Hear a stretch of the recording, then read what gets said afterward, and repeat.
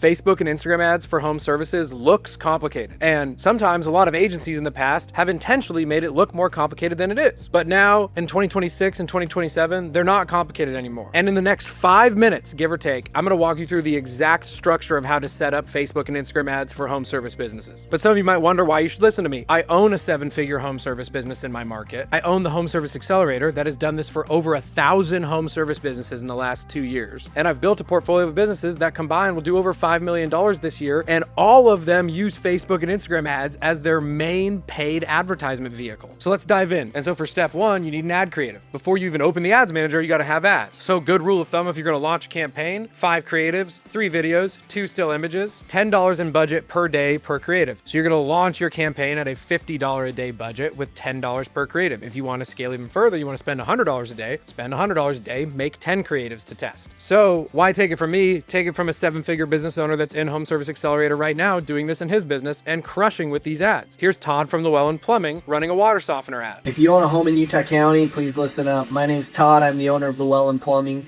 This is a water softener that I installed for this customer about 10 years ago. I'm here at their home doing some other work, and this water softener is still working amazing. So if you're interested in a high quality water softener, one that you don't have to worry about, one that's going to last 15 to 20 years, click the link below, fill out the form, we'll come out and give you a free quote. I'm not going to deep dive into this because other videos have done that in depth, but one of the things you want to notice is he calls out Utah County where he's marketing first. He introduces himself, and his unique selling proposition in this ad and why this ad works so well is he is in front of a water softener he installed 10 years ago, which subliminally tells the customer and the prospect that, man, they've been in business for 10 years and the work they do is quality enough that it's still sitting there. Now, you don't have to copy and paste that in your way. A lot of you guys don't have businesses that are 10 years old, but that's an example of a winning creative that crushes in home service ads. So now here's a super high level blueprint of an ad campaign we're running right now. I'm not going to go over the location targeting settings. I'm doing something a little different for the offer we're running right now that's very unique to permanent lighting in the off season, but the campaign structure is still the same. So at the campaign level, it's buying type auction. Your campaign objection is leads. So on this one, I did ad set budget, and that's all I do on the campaign. Nothing else crazy there. If you go to the ad set, I have the ad set. I'm running forms, lead forms on the page. And so I'm maximizing number of leads.